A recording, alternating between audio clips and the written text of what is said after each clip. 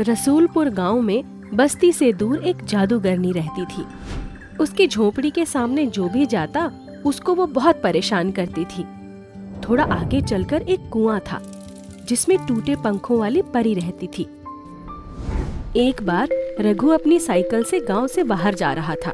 वो इतनी जल्दी में था कि उसे याद ही नहीं रहा कि वो जादूगरनी की झोपड़ी के सामने से जा रहा है। उसे ऐसा लगा कि उसको किसी ने हवा में उछाल दिया हो और वो नीचे गिरता इसके पहले ही उसको किसी मजबूत बाहों ने थाम लिया। आखिर कौन है जो मुझे इतना परेशान कर रहा है? तुमने क्या मजाक समझ रखा है? तुम्हें क्या नहीं पता कि ये मेरा इलाका है? मैं हड़बड़ी में भूल कर इधर आ गया, लेकिन उसके लिए मुझे तुम इतनी बड़ी सजा क्यों दे रही हो? अगर तुम मुझे गिराना ही चाहती थी तो फिर बचा क्यों रही हो? मैं तुम्हें कहाँ बचाना चाहती हूँ? वो तो सामने वाले कुएं की टूटे पंखों वाली परी है जो तुम्हें बचा रही है। आइंदा मैं कभी इस इलाके में नहीं आऊंगा। ठीक है, अगर तुम आ ही गए हो तो यहाँ अपनी पगड़ी उतार कर रख दो। रघु ने अपनी पगड़ी उतार कर रख दी और आगे बढ़ गया।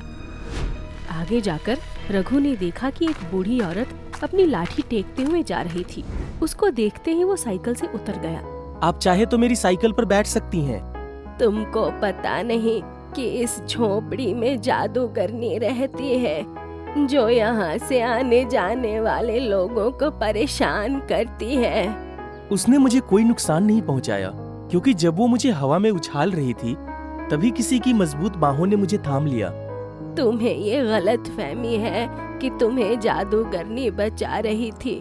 तुम्हें तो आगे वाले कुएं में रहने वाली टूटे पंखों वाली परी बचा रही थी जो किसी की परेशानी नहीं देख सकती।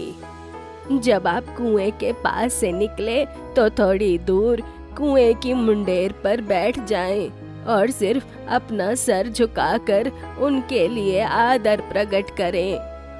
ओह, मुझे नहीं पता था। रघु आगे चला गया। उस बूढ़ी अम्मा ने रघु को बहुत धन्यवाद दिया। रघु ने घर आकर अपने माता पिता को सब कुछ बताया। बेटा, उस झोपड़ी के सामने से कोई भी नहीं निकलता। वो जादूगरनी तो हमेशा ही कुछ न कुछ परेशानी खड़ी कर देती है। दूसरे दिन रघु जब अपनी साइकिल से कुएं के पास से निकला तब वो साइकिल से उतरकर उसने कुएं में झांकते हुए आवाज लगाई। आप जो भी हैं, मैं आपसे मिलना चाहता हूँ। कुएं से आवाज आई, मैं तुमसे मिली तो थी। कब मिली थी? याद करो, जब तुम उस जादूगरनी के हाथों साइकिल से ऊपर उठाकर फेंके गए थे तो तुम्हें किसने बचाया था? और जब तुम साइकिल चला रहे थे तब तुमने जिस बुढ़िया को अपनी साइकिल पर बिठाया था वो मैं ही तो थी। ओहो, मैं तो आपको पहचान ही नहीं पाया, लेकिन आज से मैं ये वादा करता हूँ कि मैं रोज आपके पास आऊंगा। बहुत दिन बीत गए। रघु अक्सर उसी कुएं की मुंडेर पर आकर बैठ जाता और परी से बातें करता। एक दिन, आप इस कुएं से बाहर क्यों नहीं आती? मैं जब किसी को परेशान देखती हूँ तभी मुझे बाहर आने की इच्छा होती है, नहीं तो मैं इसी जगह अपने आप को छुपा कर रखती हूँ। आपके पंख कैसे टूट गए? दरअसल मैं एक बार परलोक से यहाँ अपनी सखियों के साथ घूमने आई थी और उस दिन बहुत जोरों का तूफान आ गया। एक महात्मा जी ने हमें मना भी किया। सारी परियां तो उड़ गई पर मैं इसी कुएं में गिर पड़ी और मेरा एक पंख टूट गया। तब से मैं उड़ नहीं सकती। कोई तो उपाय होगा जिससे आपके ये पंख वापस आ जाएं। उपाय तो है पर बहुत कठिन है। आप मुझे बताइए, मैं आपकी सहायता करूंगा। पहाड़ों को पार करके जो जंगल है उसी में महात्मा जी रहते हैं। उनके पास चली जाऊं तो वो ठीक कर देंगे। आप गई क्यों नहीं? मैं कई बार जा चुकी पर रास्ते में कोई ऐसा मिल जाता है जिसको मेरी मदद की सख्त जरूरत होती है और फिर मैं उसमें उलझ जाती हूँ। वो 6 महीने ही जागृत अवस्था में रहते हैं और 6 महीने ध्यान में रहते हैं। चलिए, मैं आपके साथ चलता हूँ। हम दोनों उनके उठने की प्रतीक्षा करेंगे। रघु, आज तक किसी ने भी मेरे बारे में इतना नहीं सोचा। आप कल सुबह तैयार रहिए, मैं घर में बताकर आऊंगा, फिर हम चलेंगे। ठीक है, मैं चलता हूँ।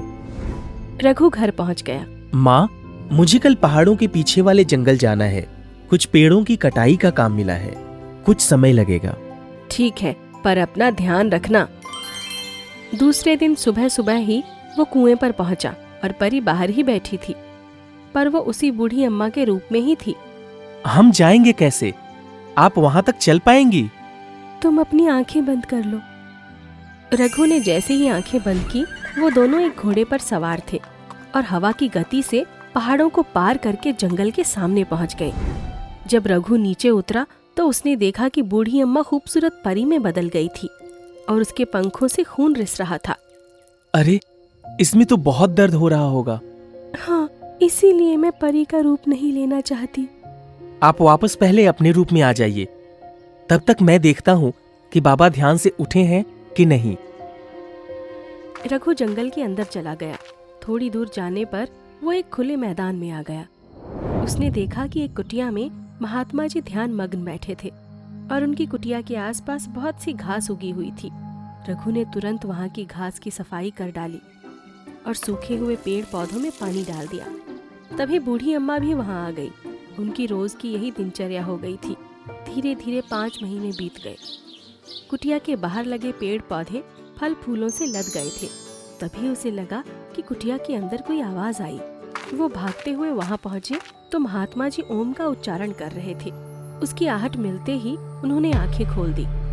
ध्यान के बाद जो भी पहली बार मेरी आंखों के सामने आता है, उसकी एक इच्छा पूरी हो जाती है। बोलो वत्स, तुम्हारी क्या इच्छा है?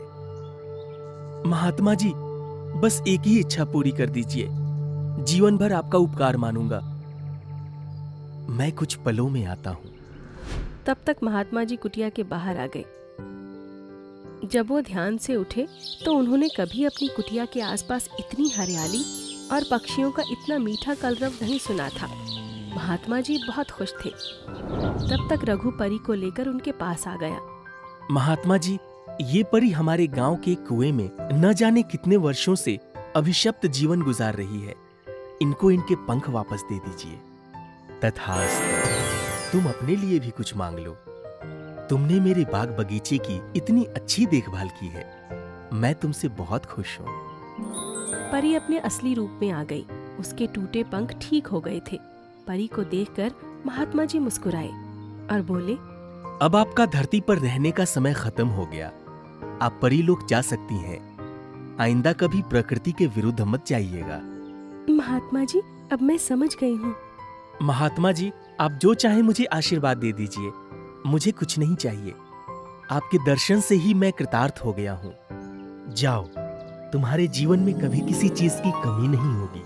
रघु, तुम्हारी वजह से ही मैं अपने टूटे पंखों को प्राप्त कर सकी हूँ। मैं तुम्हें तुम्हारे गांव पहुंचा दूं, फिर मुझे भी तो जाना है ना। और जैसे गए थे वैसे ही अपने गांव वापस आ गए। रघु, लो, ये अशर्फियां हैं। तुम्हें जब भी मेरी जरूरत होगी इन अशर्फियों में से एक अशर्फी उछाल देना, मैं आ जाऊंगी। रघु ने आंसू भरी आंखों से परी को विदा किया और घर चला गया। उसका जीवन खुशियों से भर गया था।